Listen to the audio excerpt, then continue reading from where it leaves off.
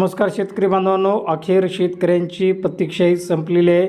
पीक विमा योजनेअंतर्गत जवळपास 1.25 लाख शेतकऱ्यांना जवळपास 70 कोटीचा पीक विमा हा मिळणार आहे। कोणत्या जिल्ह्यातील शेतकऱ्यांना मिळणार आहे, किती मिळणार आहे, कोणत्या पिकासाठी मिळणार आहे, संपूर्ण माहिती या व्हिडिओच्या माध्यमातून मी देणार आहे। त्यामुळे हा व्हिडिओ शेवटपर्यंत नक्कीच बघा।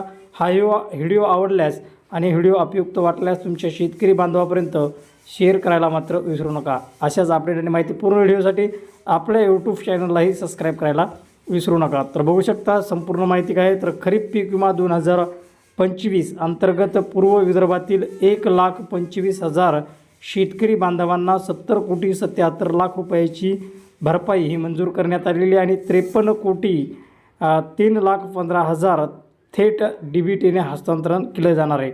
याच्यामध्ये सर्वप्रथम जो जिल्हा आहे तो आहे भंडारा जिल्हा।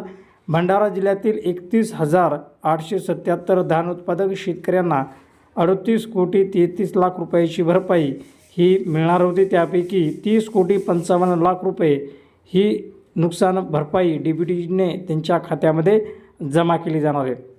त्याच्यानंतरचा जो जिल्हा आहे तो आहे गोंदिया जिल्हा। त्याच्यातील 50,888 धान उत्पादक शेतकऱ्यांना 58 कोटी 55 लाख रुपयाची भरपाई ही मंजूर करण्यात येणार होती। त्यापैकी 30 कोटी 55 लाख रुपये निधी मंजूर करण्यात आलेला आहे। तो DBTने थेट शेतकऱ्यांच्या बँक खात्यात जमा केला जाणार आहे। त्याच्यानंतर जो गडचिरोली जिल्हा आहे त्याच्यातील 13,308 शेतकऱ्यांना धान पिकासाठी 2 कोटी 24 लाख रुपयाची भरपाई ही मिळणार होती। त्यापैकी 2 कोटी 9 लाख रुपये ही निधी मंजूर करण्यात आलेला आहे। तो DBTने शेतकऱ्यांच्या बँक खात्यात जमा करण्यात येणार आहे।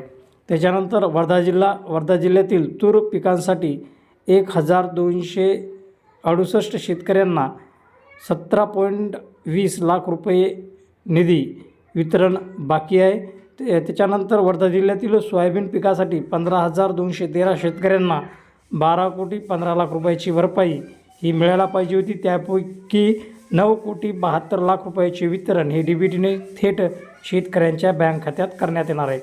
नागपूर जिल्हा सोयाबीन पिकासाठी 15,213 शेतकऱ्यांना 1,048 शेतकऱ्यांना जवळपास 9.33 लाख रुपयाची भरपाई हे वितरण बाकी आहे। त्याच्यामध्ये तूर पिकासाठी 3,168 शेतकऱ्यांना जवळपास 5 कोटी 17 लाख रुपयाची भरपाई ही मंजूर करण्यात आलेली आहे आणि ती 5 कोटी 17 लाख रुपयाचे वितरण हे DBTने थेट शेतकऱ्यांच्या बँक खात्यात केलं जाणार आहे।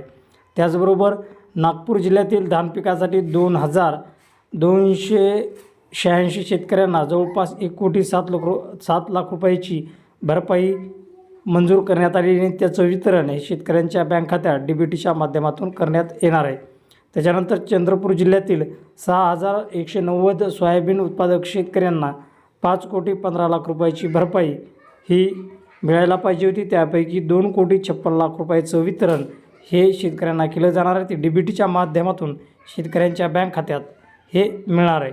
तर अखेर शेतकऱ्यांची प्रतीक्षा संपलेली आहे। पीक विमा योजनेतील 1.25 लाख शेतकऱ्यांना 70 कोटीचा पीक विमा हा मिळणार आहे। हा व्हिडिओ कसा वाटला कमेंट बॉक्समध्ये नक्कीच सांगा।